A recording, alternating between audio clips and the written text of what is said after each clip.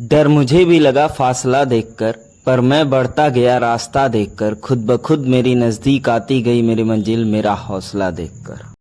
क्या आप भी कर रहे हैं सरकारी नौकरी की तैयारी? क्या आपको भी दिक्कत होती है बौद्ध धर्म से जुड़े हुए सवालों को हल करने में? तो चलिए आज की इस वीडियो में हम देखते हैं बौद्ध धर्म से जुड़े हुए महत्वपूर्ण सवाल जो आपकी परीक्षा के लिए बहुत ही उपयोगी हैं।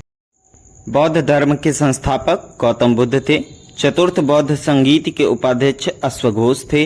महात्मा बुद्ध की जन्मस्थली लुम्बिनी वन किस महाजनपद के अंतर्गत आती थी? कौशल महाजनपद के अंतर्गत आती थी। महात्मा बुद्ध की सौतेली माता का नाम प्रजापति गौतमी था। बुद्ध के प्रथम दो अनुयायी कालिक तथा तपासु थे। बुद्ध ने कितने वर्ष की अवस्था में गृह त्याग किया था? 29 वर्ष की आयु में उन्होंने गृह त्याग किया था। महात्मा बुद्ध द्वारा दिया गया अंतिम उपदेश क्या था? सभी वस्तुएं क्षरणशील होती हैं तथा अतः मनुष्य को अपना पथ प्रदर्शक स्वयं होना चाहिए। यह उनका अंतिम उपदेश था।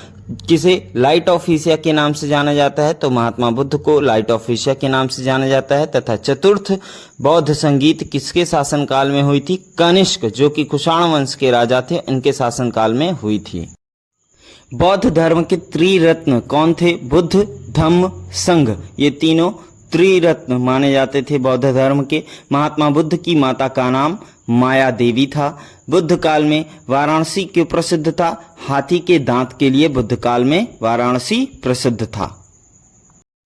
तृतीय बौद्ध संगीत कहाँ, कब तथा किसकी अध्यक्षता में हुई? पाटलिपुत्र में 251 ईसा पूर्व में मोग्गलीपुत्र तिस्स की अध्यक्षता में तीसरी बुद्ध संगीत संपूर्ण हुई थी। गौतम बुद्ध का जन्म 563 ईसा पूर्व हुआ था। जिस स्थान पर बुद्ध को ज्ञान की प्राप्ति हुई वह स्थान बोध गया के नाम से जाना जाता है।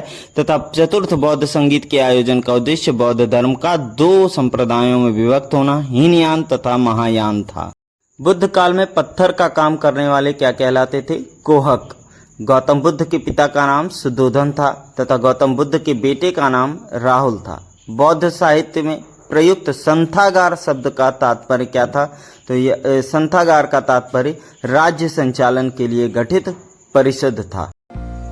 वीडियो पसंद आने पर लाइक, सब्सक्राइब करना ना भूलें और कमेंट करना भी ना भूलें। धन्यवाद।